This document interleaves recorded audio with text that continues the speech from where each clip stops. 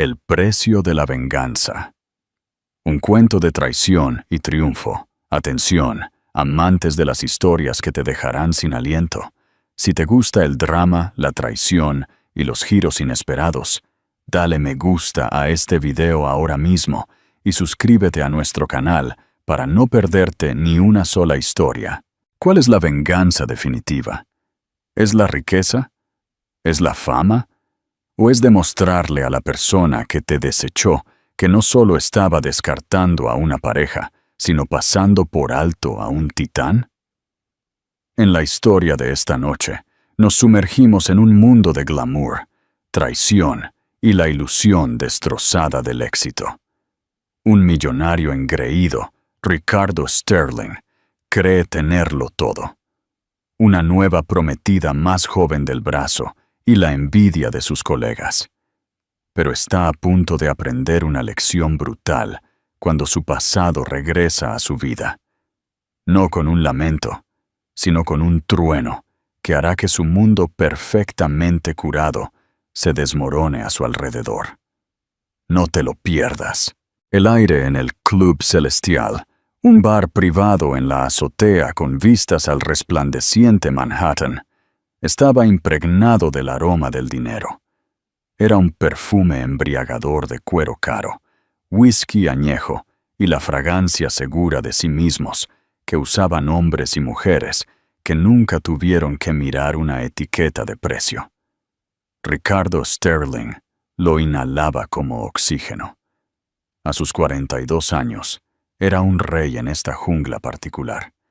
Un millonario hecho a sí mismo en el despiadado mundo del capital privado. No era de dinero viejo, pero había hecho suficiente dinero nuevo para revestir su vida con un convincente facsímil de oro. Esta noche era su coronación. Agitó el líquido ámbar en su vaso de cristal, el hielo tintineando un suave y rítmico aplauso a su éxito. Sus amigos, o más bien la colección de asociados, rivales y aduladores que él llamaba amigos, se habían reunido a su alrededor. Estaba Marcus Thorne, un gestor de fondos de cobertura con una sonrisa depredadora, y David Chen, un inversor tecnológico que hablaba en valoraciones y estrategias de salida. Marcos brindó por Ricardo, levantando su copa. Finalmente, cerrando el capítulo del matrimonio de iniciación y pasando a la edición de coleccionista. Una ola de risitas cómplices recorrió el grupo. Los labios de Ricardo se curvaron en una sonrisa engreída. Miró a la mujer acurrucada bajo su brazo, Sofía Herrera. Tenía 25 años, con el cabello del color del oro hilado y los ojos del tono del mar Caribe. Era modelo, influencer, aspirante a actriz. Una trinidad perfecta de ambición moderna. Más importante aún, era un testimonio vivo y respirante de su estatus. Era su mejora. «Es una obra de arte, Sterling», comentó David, sus ojos haciendo un rápido y apreciativo escaneo de Sofía. «Una obra maestra. Solo lo mejor, David. Conoces mi lema: adquirir, mejorar o desinvertir», dijo Ricardo, su voz un grave y confiado estruendo. Le dio un apretón posesivo en la cintura a Sofía. Ella soltó una risita, un sonido musical perfectamente ensayado. Ella conocía su papel en este ecosistema. Debía ser hermosa, adoradora y felizmente ajena a las sutiles indirectas dirigidas a la mujer que la precedió. Su exesposa, Isabel. El pensamiento de ella era como una fotografía lejana y descolorida.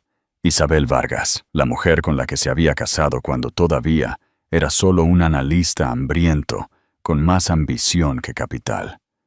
Ella había sido sensata, con los pies en la tierra. Había gestionado su primer pequeño apartamento, celebrado su primer gran bono con una comida casera y creído en él, cuando su propia confianza era solo una bravuconada prestada. Ella fue la base sobre la que había construido su imperio, y como todas las bases, estaba destinada a permanecer oculta, enterrada bajo la estructura brillante que ahora habitaba. Su divorcio había sido civil en la superficie, pero Ricardo conocía la verdad. Él la había superado. Mientras él aprendía a navegar salas de juntas y fiestas en yates, ella hablaba de iniciar un pequeño negocio textil sostenible. Mientras él adquiría empresas, ella miraba telares. Era pintoresco, patético, en realidad. Él necesitaba una mujer que reflejara su posición, no una que le recordara sus humildes comienzos.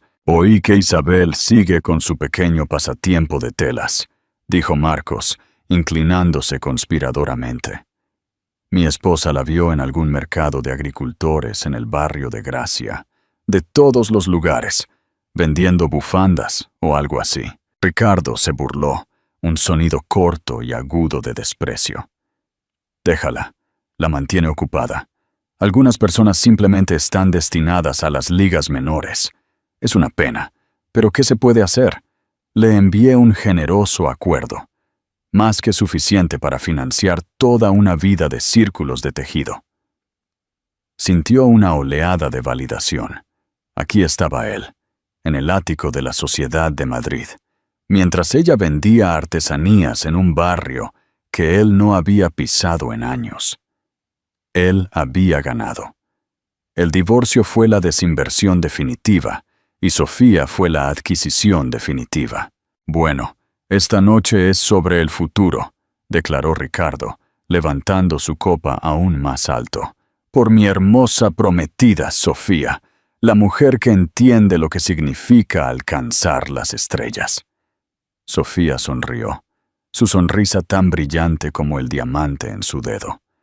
Una joya de 10 quilates, que él se había deleitado en decir a todos que era el triple del tamaño del antiguo anillo de Isabel.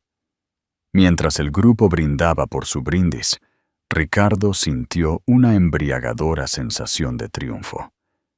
Escaneó la habitación, su reino, los paneles de madera oscura, el suave trío de jazz en la esquina, la vista panorámica de una ciudad que yacía a sus pies. Todo era perfecto. Todo estaba en su lugar. Fue entonces cuando las grandes puertas dobles de la entrada del club se abrieron silenciosamente. Un cambio se extendió por la habitación. No fue ruidoso ni repentino, sino un sutil cambio en la presión atmosférica, la forma en que el aire se detiene antes de una tormenta. Las conversaciones se calmaron, las cabezas se giraron. El trío de jazz pareció perder su ritmo por un instante. Ricardo siguió la mirada colectiva, un destello de irritación en sus ojos. ¿Quién tenía la audacia de llamar tanta atención, de robarle el protagonismo? Y entonces la vio. Era Isabel, pero no era la Isabel del mercado de agricultores de su imaginación. No era la mujer sensata y tranquila, con zapatos prácticos y un cardigan. La mujer de pie en la entrada era una visión. Llevaba un vestido sencillo, impecablemente confeccionado, de seda esmeralda que se ceñía a su figura, un color que hacía que su cabello oscuro y su piel clara parecieran luminosos. Su única joya era un par de delicados pendientes de diamantes que captaban la luz y una nueva confianza que irradiaba de ella como una fuerza física. Parecía más alta, no en estatura, sino en presencia. Se movía con una gracia elegante y despreocupada que hacía que todas las demás mujeres de la sala, incluida Sofía, parecieran de repente exageradas. El vaso de Ricardo se detuvo a medio camino de sus labios. Su corazón dio un golpe fuerte y doloroso contra sus costillas. Era una mezcla desorientadora de shock y un tirón primario e inoportuno de atracción. Esta no era la mujer de la que se había divorciado. Esta era alguien completamente diferente. Pero el verdadero shock, el golpe que realmente le quitó el aire de los pulmones, no fue la propia Isabel. Fue el hombre de cuya mano estaba cogida. No era una celebridad. No era un político. Para la mayor parte del mundo, era casi invisible, lo que en este mundo lo convertía en el hombre más poderoso de todos. Era Julián Castro. Si Ricardo Sterling era un rey, Julián Castro era una deidad, un recluso, una leyenda, un verdadero multimillonario, no un simple millonario que jugaba a ser rico. Su riqueza no estaba en activos llamativos, estaba en tecnología fundamental, en intereses de control, en logística global, en patentes que darían forma al próximo siglo. Se susurraba sobre él en las más altas esferas de las finanzas, un fantasma que movía los mercados con una sola llamada telefónica. Nunca asistía a estos eventos, nunca posaba para fotos. Su privacidad era su lujo supremo. Y estaba cogiendo la mano de Isabel. No formalmente, no el agarre cortés de un acompañante. Sus dedos estaban entrelazados, un gesto de intimidad casual y profunda que decía mucho. Se inclinó y le murmuró algo al oído, y sus labios, los mismos labios que una vez susurraron aliento a un joven Ricardo Sterling, se curvaron en una sonrisa genuina y radiante. El sonido en los oídos de Ricardo era como un vacío rugiente. La satisfacción engreída, el triunfo, la realidad cuidadosamente construida de su vida perfecta, todo se hizo añicos en un instante. La mandíbula de Marcos estaba floja. David Chen parecía haber visto un fantasma, y Sofía, a su lado, se había quedado rígida, su sonrisa pintada congelada en su lugar. En ese momento, Ricardo Sterling lo entendió. Él no era el rey de la jungla. Había estado jugando en una jaula dorada todo el tiempo, y la puerta acababa de ser arrancada de sus bisagras. Su exesposa, la esposa de iniciación a la que había compadecido y descartado, no solo había entrado, había llegado, y había traído consigo al hombre que era dueño del mundo. El silencio que había caído sobre la mesa de Ricardo era una manta pesada y sofocante. El tintineo del hielo en su propio vaso, hace solo unos momentos, un sonido de triunfo, ahora parecía burlarse de él con su frivolidad. Su mente, generalmente un instrumento agudo y decisivo, era un caótico desorden de negación, rabia y una profunda y humillante confusión. Es un error, fue su primer pensamiento. Una coincidencia, es su abogada, su proveedora, cualquier cosa menos eso. Pero la forma en que Julián Castro miraba a Isabel disipó cualquier noción de ese tipo. Era una mirada de tranquila admiración, de profundo afecto. No estaba mirando a una subordinada, estaba mirando a una igual. A medida que avanzaban por la sala, un camino parecía despejarse mágicamente para ellos. El dueño del club, un hombre que generalmente trataba a Ricardo con una deferencia aduladora, se apresuró a saludarlos personalmente. Su sonrisa genuina y respetuosa de una manera que nunca lo fue para Ricardo. «Señor Castro, qué honor tan inesperado. Y señorita Vargas, se ve absolutamente deslumbrante», dijo el dueño efusivamente. Señorita Vargas, no señora Sterling, el nombre que ella había tomado con tanto entusiasmo y el nombre al que él había asumido que se aferraba como un pedazo de naufragio de su vida compartida.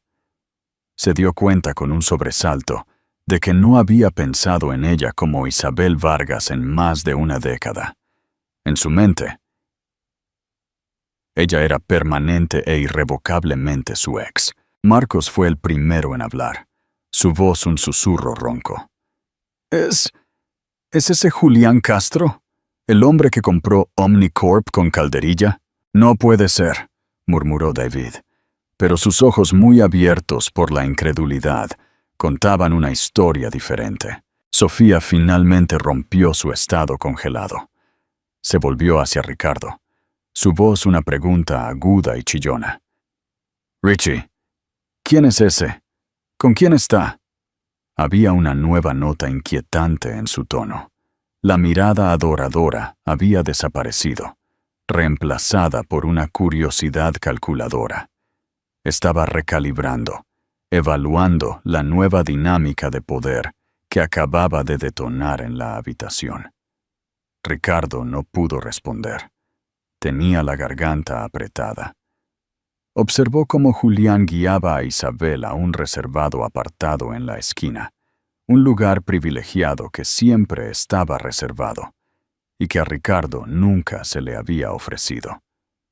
Vio a Julián ayudarla con su silla, un simple acto de cortesía que se sintió más profundo que cualquiera de los grandes y ostentosos gestos de Ricardo. Sintió un rubor de vergüenza subir por su cuello.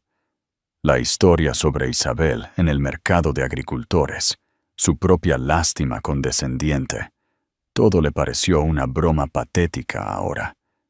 Y él era el blanco. Había estado presumiendo de su diamante de 10 quilates, mientras ella estaba de la mano con un hombre que podía comprar toda la mina de diamantes. «Necesito un trago», dijo Ricardo, su voz ronca. Se bebió el resto de su whisky. El ardor no hizo nada para sofocar el fuego en su estómago. Tenía que hacer algo. No podía simplemente sentarse allí expuesto y humillado frente a sus amigos. Tenía que recuperar el control de la narrativa. Empujando su silla bruscamente, se puso de pie. «Richie, ¿qué estás haciendo?», preguntó Sofía, su mano volando hacia su brazo. «Voy a ir a saludar», dijo, forzando una naturalidad en su voz que no sentía. Es lo cortés. Mientras caminaba por la habitación, podía sentir todas las miradas sobre él. La corta distancia hasta su reservado se sintió como una caminata de la vergüenza de 1 kilómetro. Formuló un plan en su cabeza. Sería genial, magnánimo, el hombre superior. La felicitaría, haría una broma, mostraría a todos que esto no le afectaba en lo más mínimo. Llegó al reservado. «Isabel», dijo. Su voz salió un poco demasiado alta. Ella levantó la vista. Sus ojos, un cálido color avellana que una vez había conocido tan bien, estaban tranquilos. No había ira en ellos, ni triunfo, solo un reconocimiento frío y plácido. Fue esa placidez lo que lo desconcertó más que nada. «Ricardo», reconoció ella, su tono uniforme. La mirada de Julián Castro se dirigió hacia él. Era una mirada inquietantemente perceptiva, como si pudiera ver a través de la bravuconada de Ricardo hasta la inseguridad asustada que había debajo. «Qué casualidad verte aquí», continuó Ricardo, gesticulando vagamente por la opulenta habitación. «No pensé que esto fuera lo tuyo ya». Fue una sutil indirecta, un recordatorio de sus pintorescos pasatiempos. Los labios de Isabel se curvaron en una sonrisa débil y cómplice. «Mis gustos han evolucionado». «Claramente», dijo Ricardo, incapaz de evitar que sus ojos se dirigieran a Julián. Extendió una mano, la imagen de la forzada amabilidad corporativa. «Ricardo Sterling, no creo que nos hayan presentado formalmente». Julián le tomó la mano. Su agarre era firme, relajado y completamente seguro. «Julián Castro». No ofreció más información. No necesitaba hacerlo. «Ricardo y yo solíamos estar casados», añadió Isabel, su voz suave como la seda. La declaración quedó suspendida en el aire. Simple, fáctica y devastadoramente efectiva. Lo redefinió en ese momento, no como un amo del universo, sino como su pasado. Bueno, balbuceó Ricardo, sin guión. Esto es toda una sorpresa, ustedes dos. ¿Por qué sería una sorpresa, Ricardo? Preguntó Isabel, una curiosidad genuina en su pregunta, que era más aguda que cualquier indirecta. ¿Asumiste que simplemente desaparecería? Antes de que pudiera formular una respuesta, Julián habló por primera vez. Su voz un barítono bajo y tranquilo, que llamaba la atención, sin tener que subir el volumen. Isabel es una mujer notable. El mundo está empezando a reconocerlo. Simplemente tengo la suerte de estar a la vanguardia. Luego volvió su atención completa a Isabel, despidiendo efectivamente a Ricardo como si fuera un camarero que se había quedado más de la cuenta. El despido fue tan completo, tan fácil, que Ricardo se quedó allí, sin palabras y obsoleto. Había ido a afirmar su dominio y había quedado completamente irrelevante en menos de un minuto. Regresó a su mesa, su rostro una máscara de furia. ¿Qué pasó? ¿Qué dijeron? Presionó Marcos, inclinándose ansiosamente. Ricardo se hundió en su silla. Nada, solo nos pusimos al día. Pero sus amigos no eran tontos. Habían visto el intercambio. Vieron cómo Julián Castro lo había despedido. Vieron la fría confianza en Isabel. La dinámica de poder en la mesa había cambiado irrevocablemente. La aduladora admiración por Ricardo había desaparecido, reemplazada por un febril interés chismoso en su exesposa. No puedo creerlo, Julián Castro. David seguía murmurando, sacando su teléfono sin duda para enviar un mensaje a todos los que conocía. ¿Cómo lo logró? Quiero decir, siempre fue tan sosa. La palabra quedó suspendida en el aire. Sosa. Era la palabra que el propio Ricardo había usado para describirla. Y era una mentira. Lo vio ahora. Isabel no era sosa. Simplemente le faltaban los ojos para ver su color. Había estado tan cegado por su propio reflejo que se había perdido la obra maestra que estaba a su lado. Luego vino el giro que hundió el cuchillo. Un hombre que Ricardo reconoció como Javier Bardem, el actor, se acercó a la mesa de Isabel y Julián. Hubo apretones de manos, cálidas sonrisas. Ricardo se esforzó por escuchar su conversación por encima del bullicio. «Escuché las noticias, Julián», decía Javier. «Felicidades por la asociación con Vargas Textiles. Es de lo único que se habla en Barcelona. Sostenible, ético y revolucionario. Has apoyado a una verdadera ganadora». Julián sonrió. «No la apoyé. Isabel la construyó. Yo solo soy un inversor. Ella es la visionaria». El rostro de Isabel se iluminó con un orgullo que Ricardo nunca antes había visto. «Javier, gracias. Esperamos cambiar la forma en que la industria piensa sobre los materiales». Vargas Textiles, el nombre de su empresa. Su propio nombre. No alguna marca casera y cursi. Una empresa real. El pasatiempo del que se había burlado, la cosita de las telas, estaba siendo discutido por estrellas de cine y financiado por multimillonarios. La sangre se le fue de la cara a Ricardo. Sintió una profunda y nauseabunda sensación de vértigo, como si el suelo se hubiera hundido bajo sus pies. No solo había juzgado mal a la mujer, había malinterpretado catastróficamente su ambición. Pensó que su mundo era pequeño porque él había intentado mantenerlo así. Pero había crecido silenciosamente, poderosamente, y ahora estaba a punto de eclipsar el suyo. Sofía, que lo había estado observando intensamente, finalmente habló, su voz desprovista de su dulzura habitual. ¿Su empresa? ¿Qué empresa? Ricardo no pudo mirarla, solo miró su bebida, el hielo derritiéndose en el fondo de su vaso, una metáfora perfecta de su realidad disolviéndose.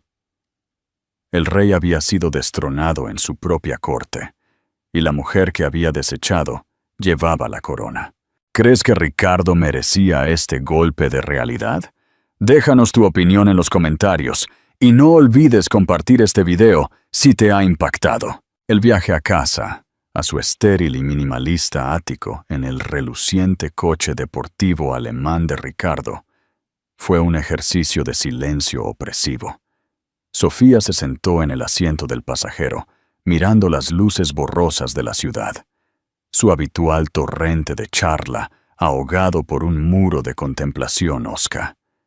El diamante de 10 quilates en su dedo parecía haber perdido parte de su brillo bajo el duro resplandor de las luces de la calle. Cuando finalmente llegaron, ella no esperó a que él le abriera la puerta. Entró en el apartamento, sus tacones resonando en un staccato enojado sobre los pulidos suelos de mármol. Arrojó su bolso sobre un sofá de cuero blanco y se volvió para mirarlo, con los brazos cruzados. «Me mentiste, Ricardo. No mentí», dijo él, aflojándose la corbata, sintiendo que lo estrangulaba. «No sé de qué hablas». «¿No lo sabes?» Su voz era aguda, acusatoria. «Me dijiste que no era nada, una triste divorciada que vivía de tu dinero, haciendo bufandas en su apartamento solitario. Pintaste esta imagen de una mujer patética a la que habías superado, alguien digna de lástima». Dio un paso más, sus ojos brillando. Esa mujer de allí no era patética. La forma en que Julián Castro la miraba, la forma en que todos en esa habitación la miraban. Eso no era lástima, Ricardo. Eso era respeto. Y me dijiste que su pequeño pasatiempo era una broma. Resulta que su broma es una empresa lo suficientemente grande como para obtener inversión de uno de los hombres más ricos del mundo. «¿Cómo ibas a verlo?», espetó él, su propia frustración desbordándose. «Era un pequeño pasatiempo». Ella hablaba de tintes orgánicos y técnicas de tejido a mano. Era una tontería. «¿Lo era, Ricardo?», replicó Sofía. «¿O simplemente no estabas escuchando?». La pregunta lo golpeó con la fuerza de un golpe físico, porque sabía, en un rincón oscuro y cerrado de su alma, que era la verdad. No había escuchado. Mientras Sofía continuaba su diatriba, su voz se desvaneció en un zumbido sordo en los oídos de Ricardo. Ya no estaba en su ático multimillonario. Estaba a la deriva, en el cañón de su memoria, los ecos de su pasado con Isabel arremolinándose a su alrededor. Recordó una cena, quizás hace 8 años. Acababa de cerrar un gran trato, una adquisición hostil que le había valido un bono de 7 cifras y una reputación de ser despiadado.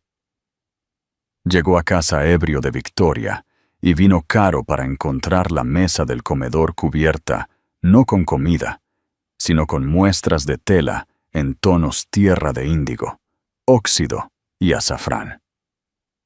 El rostro de Isabel estaba manchado de tinte, sus ojos brillantes con una emoción que no había visto en años. «Richie, mira», había dicho, su voz viva de pasión. Lo hice. Finalmente perfeccioné el proceso. Es un textil hecho de una mezcla de seda reciclada y fibra de bambú. Es tan fuerte como el lienzo, pero se siente como cachemira. Y estos colores, todos derivados de residuos vegetales, pieles de cebolla, huesos de aguacate. Es completamente sostenible, sin escorrentía química, sin impacto ambiental. Él había mirado las telas sin comprender, su mente todavía zumbando con hojas de cálculo y capitalizaciones de mercado. «Eso es bonito, cariño», había dicho, su tono despectivo. Dejó caer su maletín al suelo. «Podemos quitar esto. Me muero de hambre y quiero celebrar. Llama a la Bernardita y ve si pueden hacernos un hueco». La luz en sus ojos se había atenuado. Oh, está bien. Solo pensé, esto podría ser algo, un negocio real. Incluso he elaborado un plan de negocios preliminar. Vargas Textiles. Él se había reído entonces, no una risa cruel, sino una condescendiente, la risa de un marido que complacía el lindo proyectito de su esposa. Un negocio, cariño, eso es adorable, pero seamos realistas. ¿Vas a competir con gigantescas plantas de fabricación en Asia, con pieles de cebolla? Dedícate a decorar la casa. Yo me encargaré de los negocios en esta familia. Había tirado su plan de negocios, una carpeta en la que claramente había pasado semanas, sobre una mesa auxiliar sin siquiera abrirlo. Nunca volvió a mirarlo. Esa noche la había llevado a la Bernardita, le había comprado champán y había hablado interminablemente de su propio triunfo, sin darse cuenta nunca del silencio que se había apoderado de ella. Un silencio que, en retrospectiva, nunca se había disipado realmente. Otro recuerdo afloró. Ella, unos años después, mostrándole un artículo en una revista de diseño de nicho sobre el auge de la moda ética. Mira, había dicho, una tranquila desesperación en su voz. El mundo está cambiando.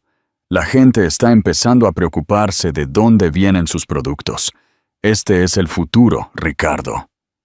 Él había mirado la revista y se había burlado. El futuro es la tecnología y la escalabilidad, Isabel.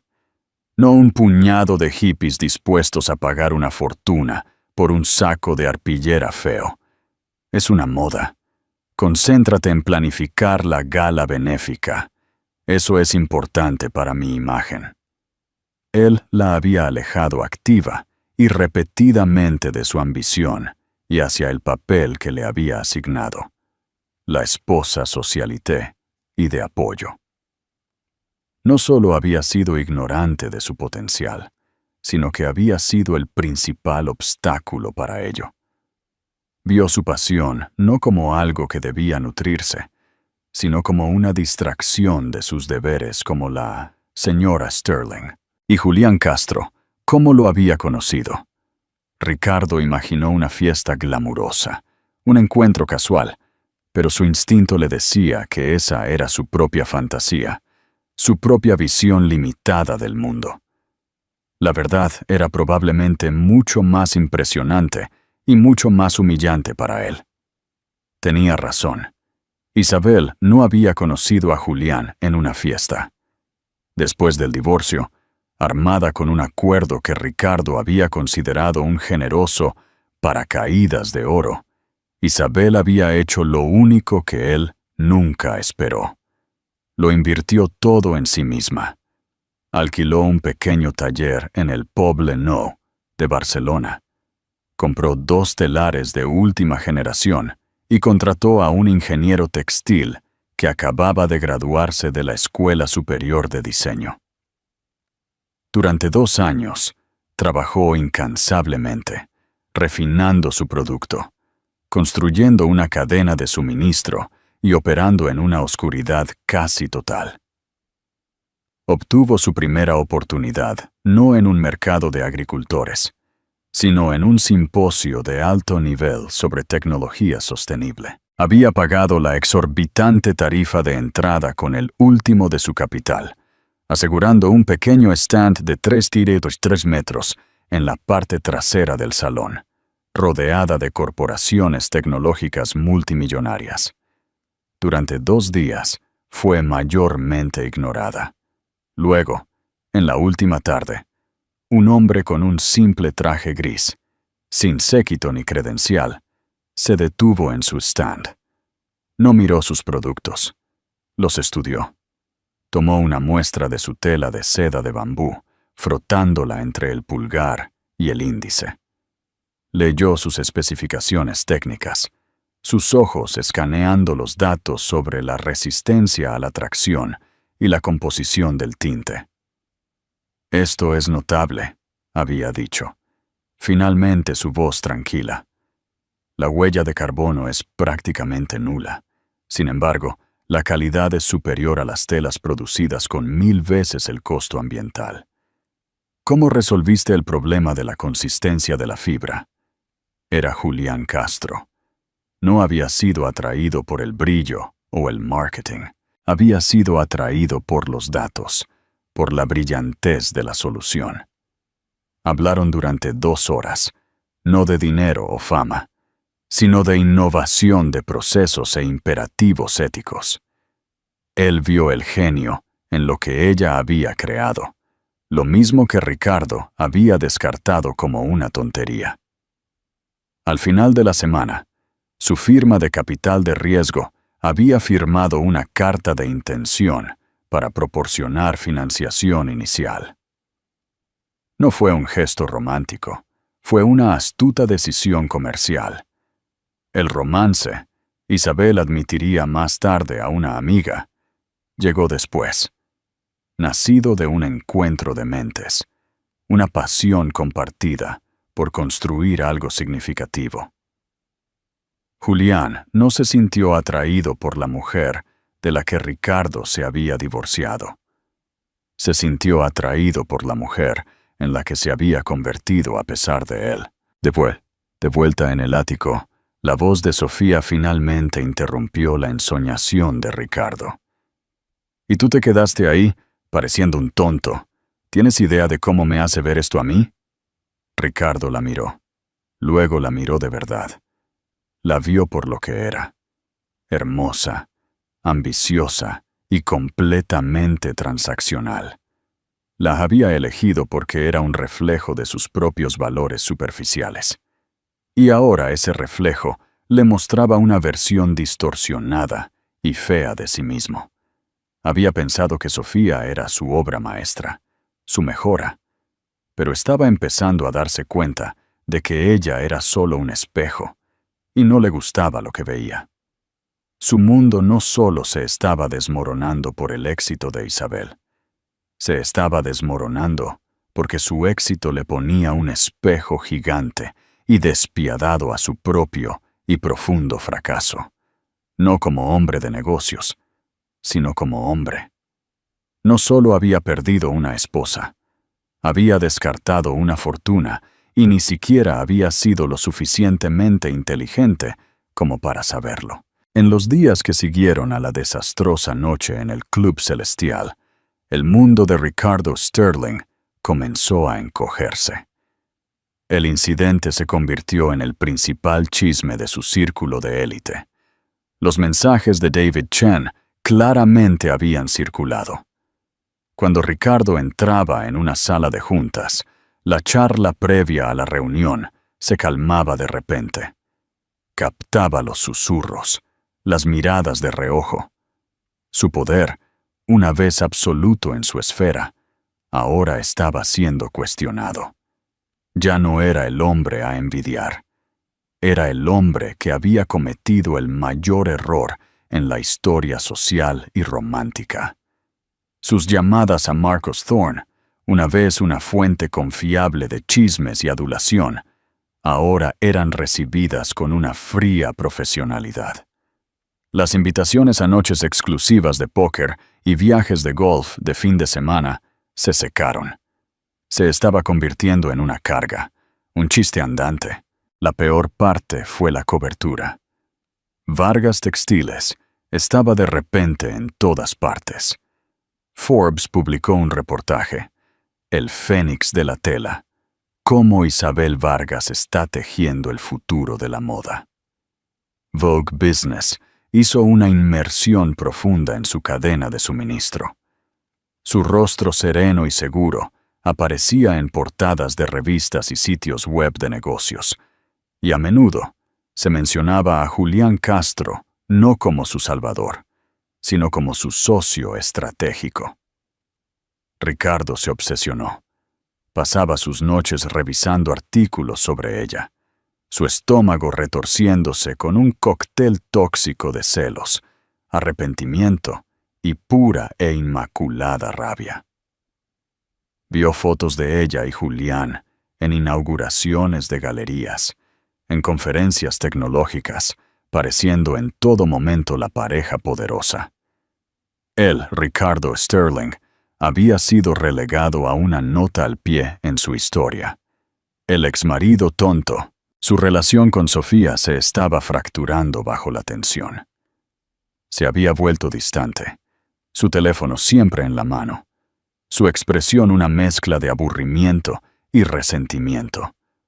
Comenzó a hacer comentarios, pequeñas indirectas agudas que le dolían más.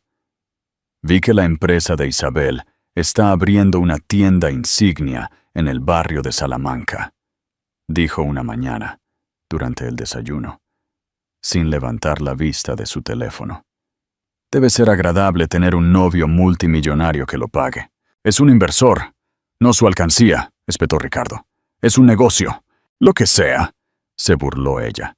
Todo lo que sé es que mi agente llamó ayer, un director de casting, que estaba interesado en mí para un anuncio. De repente piensa que no soy la adecuada. Es por ti, Ricardo. Eres noticia de ayer, y me estás arrastrando contigo. Sus palabras fueron crueles, pero tocaron una fibra sensible de verdad.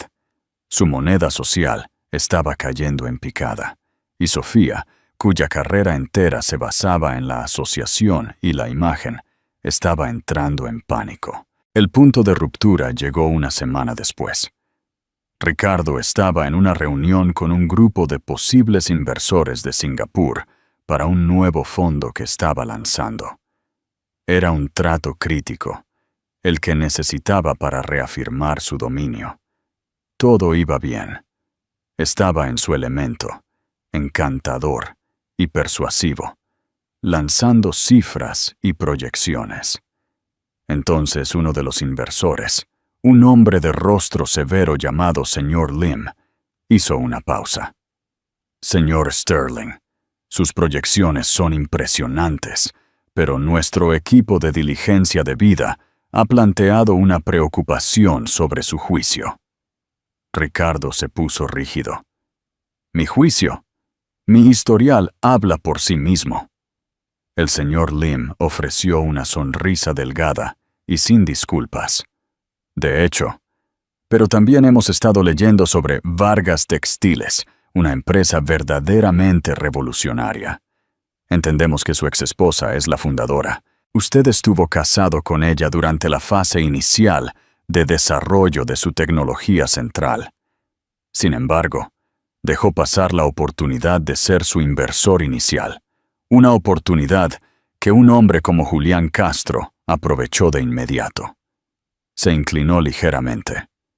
Nuestra preocupación es simple.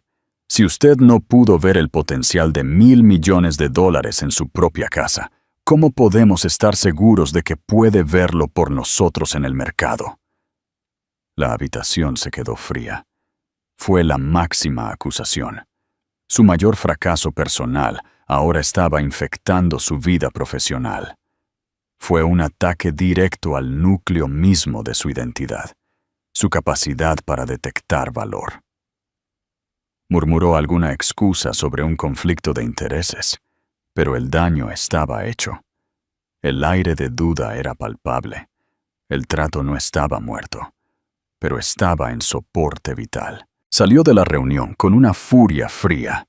La humillación se había convertido en una oscura y viscosa necesidad de venganza.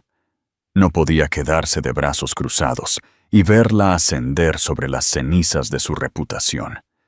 Si ya no podía ser el héroe de la historia, se convertiría en el villano. La derribaría. Su primer movimiento fue llamar a su investigador privado, un exagente de la policía llamado Sal, que operaba en las zonas grises de la ciudad. Sal, soy Ricardo Sterling, dijo, su voz baja y tensa. Necesito que investigues la empresa de Isabel Vargas, Vargas Textiles. Lo quiero todo. Cadenas de suministro, registros de empleados, finanzas. Encuentra una debilidad, un empleado descontento, un proveedor, que se saltó un permiso que olvidó presentar. No me importa lo pequeño que sea. Encuéntrame algo de suciedad. Su siguiente llamada fue a un notorio bloguero financiero, un hombre conocido como El Buitre, que dirigía un sitio web de denuncia que podía mover los precios de las acciones con una sola publicación negativa. Ricardo le había dado consejos antes, para su propio beneficio. «Tengo una historia para ti», dijo Ricardo, «sobre la nueva niña mimada del mercado, Vargas Textiles. Parece que su imagen ética podría no ser tan limpia como parece». Durante las siguientes 2 semanas, Ricardo orquestó una guerra encubierta. Las excavaciones de sal revelaron un problema menor. Un proveedor en Perú había sido citado brevemente por una violación del uso del agua hacía 6 meses. Fue un error administrativo que se había rectificado de inmediato, pero en manos de Ricardo era un arma. Alimentó esta información, retorcida y amplificada, a El Buitre. La publicación resultante en el blog fue una obra maestra de insinuación y asesinato de carácter. Los titulares gritaban: «La virtud de Vargas es la señal ética, gigante textil explotando recursos sudamericanos». El artículo pintaba a Isabel no como una innovadora, sino como una hipócrita, utilizando una foto cuidadosamente seleccionada de ella de la gala, haciéndola parecer decadente y fuera de lugar. Simultáneamente, Ricardo usó su propia red. Llamó a contactos en un importante conglomerado de moda que sabía que estaba amenazado por el ascenso de Vargas.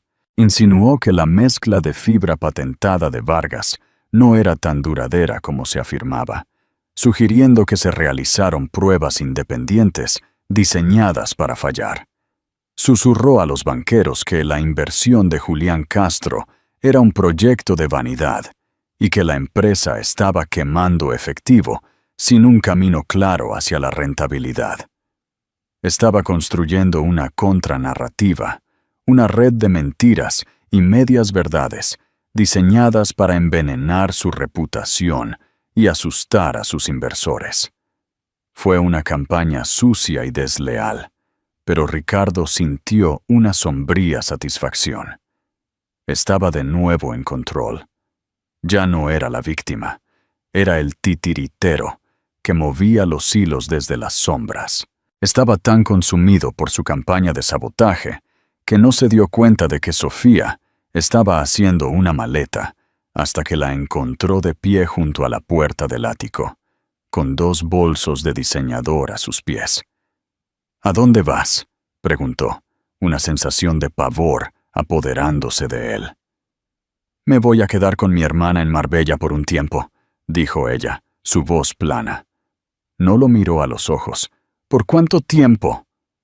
Finalmente lo miró y ya no había ira en sus ojos, solo una lástima fría y clínica. «No me llames, Ricardo. Yo te llamaré». Él sabía lo que eso significaba. No era una ruptura temporal, era una salida. Ella había visto cómo soplaba el viento y estaba saltando del barco antes de que se hundiera. La adquisición definitiva se estaba desinvirtiendo. «Es por ella, ¿verdad?», dijo él, las palabras con sabor a ácido. «No», dijo Sofía, sacudiendo la cabeza. «Es por ti. Vi el artículo de ese blog El Buitre. Marcos me dijo lo que has estado haciendo, los rumores que has estado difundiendo. Podré ser muchas cosas, Ricardo, pero no estoy con un hombre tan patético que tiene que destruir a su exesposa para sentirse poderoso». Abrió la puerta. «El hombre que pensé que eras habría seguido adelante y construido algo más grande y mejor, pero tú eres simplemente pequeño, y yo no hago cosas pequeñas». La puerta se cerró detrás de ella, el sonido resonando en el vasto y vacío apartamento. Ricardo se quedó allí solo, rodeado de los lujos de un éxito que ahora se sentía vacío. Había lanzado su imperio, pero al hacerlo había perdido a su prometida, a sus amigos y los últimos vestigios de su propio respeto. Y estaba a punto de descubrir que la guerra que había comenzado era una que estaba lamentablemente despreparado para ganar. ¿Te sorprende la reacción de Sofía? ¿Crees que Ricardo ya ha tocado fondo? Cuéntanos en los comentarios. Escribid la invitación, impresa en cartulina gruesa de color blanco perla, llegó en un elegante sobre negro de mensajería que parecía más una citación que una solicitud para su compañía. Era para los premios anuales Innovador del Año en el Auditorio Nacional de Música, la brillante cúspide del calendario social tecnológico y empresarial. En años anteriores, la asistencia de Ricardo era un hecho. Ocuparía una mesa principal, disfrutando del brillo de la influencia. Este año, la invitación era un desafío, un guante arrojado sobre papel caro. El discurso principal y el más alto honor de la noche, Innovador del Año, se otorgaría a Isabel Vargas. Su primer instinto fue quemarla, fingir que nunca llegó. Pero la cobardía era un lujo que no podía permitirse. No presentarse sería una bandera blanca, una admisión pública de que ella lo había destrozado. No, tenía que ir. Se pondría la armadura de su traje Tom Ford, hecho a medida. Se pondría una máscara de aburrida diversión en su rostro y vería su discurso como si fuera una pieza de teatro ligeramente interesante, pero, en última instancia, irrelevante. Todavía se aferraba a la creencia de que su campaña de desprestigio estaba funcionando. Las acciones de Vargas, después de su pequeña oferta pública inicial, habían sufrido una caída del 6% tras el artículo de El Buitre. Había escuchado susurros de sus contactos en bancos rivales de que un par de inversores de segundo nivel estaban poniéndose nerviosos. Imaginaba esto como pinchazos de duda que desinflaban lentamente el magnífico globo de su éxito. La había herido, se dijo a sí mismo. Esta noche quería un asiento en primera fila para verla tropezar. La imaginó con la voz temblorosa en el podio, su confianza resquebrajada por las sombras que él había proyectado. Llegó al lugar solo. El atrio acristalado estaba ya repleto de la élite de la ciudad, un mar de corbatas negras y vestidos de diseñador. El aire zumbaba con poder, pero al entrar, la atmósfera familiar se sintió diferente. Las olas amistosas y los saludos con palmadas en la espalda que antes daba por sentados fueron reemplazados por algo más frío, más formal. Vio a Marcus Thorne al otro lado de la sala. Sus ojos se encontraron por una fracción de segundo antes de que Marcus se diera la vuelta, de repente absorto en una conversación. David Chan le dio un breve asentimiento, que fue más un despido que un saludo. Los desplantes fueron como golpes físicos. Era una infección, y nadie quería arriesgarse a la contaminación. Impávido, o fingiendo estarlo, se dirigió al bar. Fue allí donde la vio. Isabel estaba de pie en el centro de un círculo de influencia que incluía a un senador de alto rango, el director ejecutivo de un gigante automotriz alemán y un célebre artista. Julián Castro estaba a su lado, un ancla silenciosa en la tormenta de su éxito. Llevaba un vestido sencillo, hasta el suelo, de color azul medianoche que parecía absorber la luz, haciéndola brillar desde dentro. No solo estaba serena, era magnética. La gente no solo hablaba con ella, la escuchaba, inclinándose, cautivados. Y Ricardo, de pie a 20 metros de distancia, nunca se había sentido más invisible. La ceremonia de premios comenzó. Ricardo se sentó en su mesa medio vacía, un sombrío testimonio de su nuevo estatus social. Bebió su agua, aplaudió mecánicamente a los ganadores de premios menores y esperó. Finalmente, el anfitrión, un reconocido periodista con una melena plateada y una voz como cuero gastado, subió al podio principal. Nuestro último premio de esta noche, el innovador del año, es más que un trimestre exitoso o un producto inteligente, comenzó el anfitrión, su voz llenando la cavernosa sala. Se otorga a una persona que no solo ha revolucionado una industria, sino que ha buscado redefinir su propia alma. Su trabajo en Vargas Textiles ha establecido un nuevo e inexpugnable estándar de sostenibilidad, ética y un diseño simplemente impresionante. Señoras y señores, por favor, den la bienvenida a Isabel Vargas. La sala estalló en una sostenida y atronadora ola de aplausos. Ricardo forzó sus manos a unirse, el golpe repetitivo de su propia piel, un sonido hueco y ajeno en el rugido. Isabel caminó hacia el escenario con una gracia pausada y fluida. No parecía nerviosa. Parecía que pertenecía allí.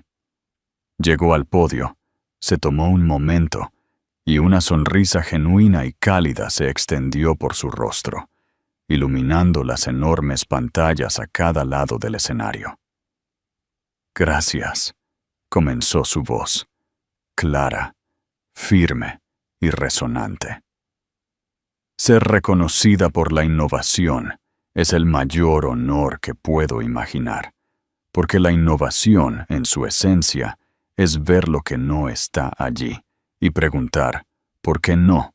Se trata de mirar un sistema roto y creer de verdad, que se puede construir uno mejor.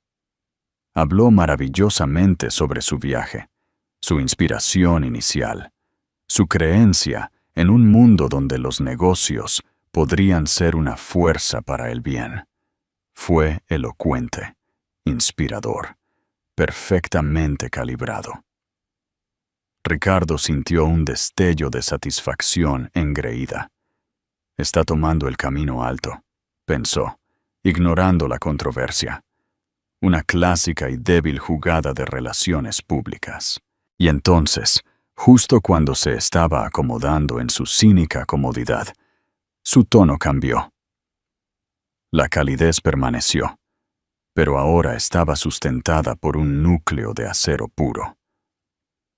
Pero la innovación no ocurre en el vacío, dijo, sus ojos recorriendo la audiencia, y por un momento que le aceleró el corazón, parecieron fijarse directamente en él. A menudo se encuentra con resistencia, no solo del mercado, sino de la inercia de las viejas ideas, y a veces de un lugar de miedo, un lugar de malicia. Un profundo silencio cayó sobre la sala. Se podía oír el tintineo de un tenedor a 100 mesas de distancia. El corazón de Ricardo comenzó un latido bajo y pesado contra sus costillas. Aquí vamos. En las últimas semanas, continuó Isabel, su voz tan tranquila e implacable como una marea creciente. Mi empresa ha sido objeto de una serie de ataques anónimos y dirigidos. Se han hecho acusaciones, diseñadas para socavar nuestra credibilidad e infundir dudas en nuestros socios, nuestros inversores y nuestros clientes. Estos ataques se basaron en una base de verdades retorcidas y, en algunos casos, fabricaciones descaradas. Pudo sentir el calor en la habitación, el aliento colectivo. Esto ya no era un discurso de entrega de premios, era una ejecución pública. Las fuentes anónimas afirmaron, por ejemplo, que un proveedor de Vargas en Perú estaba explotando los recursos hídricos locales, dijo. Lo que estas fuentes no mencionaron fue que la citación a la que se referían era por un error administrativo menor, que se rectificó en 24 horas. Tampoco mencionaron esto. La enorme pantalla detrás de ella se iluminó. No era una foto estática, era un video corto y profesionalmente filmado.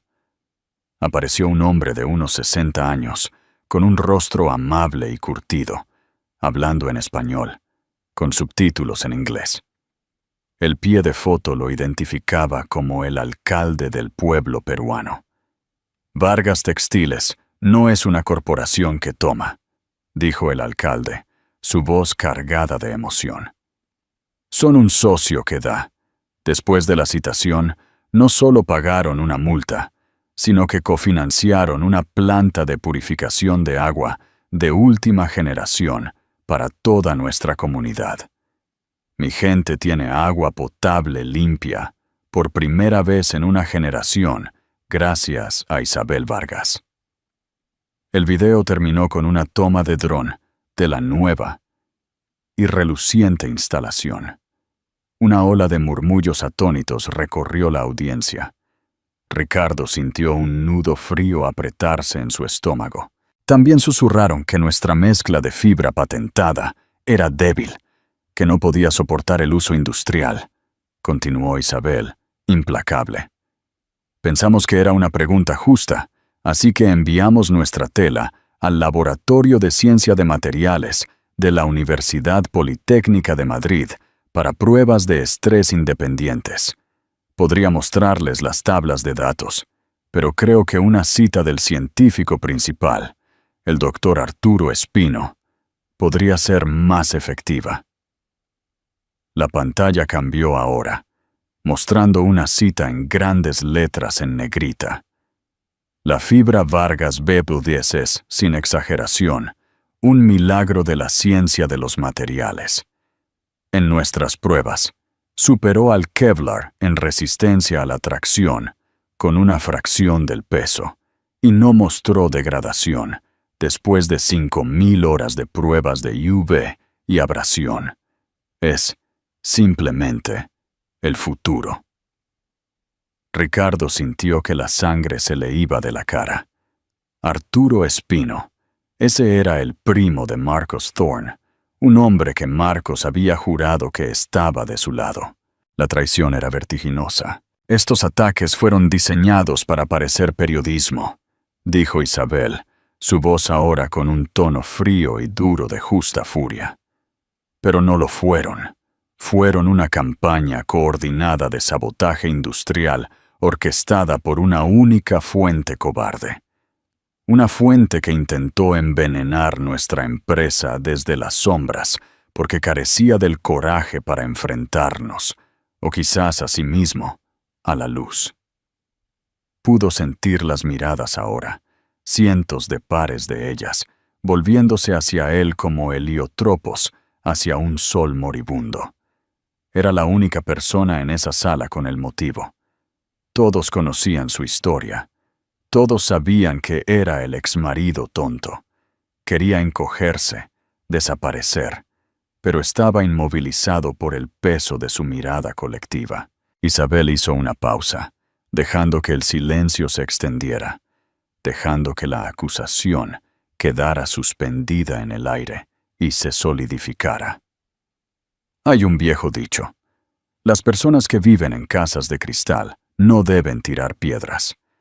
He aprendido que esto es especialmente cierto cuando la casa de tu oponente está hecha de cristal a prueba de balas y la tuya está construida sobre cimientos de arena. Luego asestó el golpe final devastador, el golpe de gracia. La fuente de estos ataques creía que actuaba con perfecta anonimato. Se escondía detrás de correos electrónicos cifrados y cuentas ficticias. Pero en un mundo de análisis forense digital y libros de contabilidad inmutables, el verdadero anonimato es una ilusión para aficionados. La pantalla detrás de ella cambió por última vez. Mostró un diagrama de flujo complejo, pero aterradoramente claro. En la parte inferior estaba el logotipo del blog de El Buitre. Las flechas apuntaban hacia arriba desde él a varios nodos. Empresas fantasma, cuentas en el extranjero, un conocido investigador privado llamado Sal. Era un mapa de toda la conspiración de Ricardo, y en la parte superior, una sola línea alimentaba toda la red. Era una captura de pantalla de un correo electrónico cifrado enviado a El Buitre, y rodeado en rojo brillante e implacable en la parte superior de la captura de pantalla, estaba la dirección IP con IP del remitente. Nuestro equipo de ciberseguridad, que resulta ser el mejor del mundo, rastreó las migas de pan digitales hasta su origen, dijo Isabel, su voz tan tranquila y definitiva como el mazo de un juez. Esa dirección IP está registrada en un servidor privado dedicado en un ático en el Paseo de la Castellana, un apartamento propiedad y operado por Sterling Equity Holdings. Un audible jadeo colectivo recorrió el auditorio. Fue el sonido de una reputación muriendo. Fue el disparo en la habitación silenciosa. Ricardo sintió que el mundo se inclinaba y se ponía gris por los bordes. Su traje le quedaba demasiado apretado, el aire demasiado denso.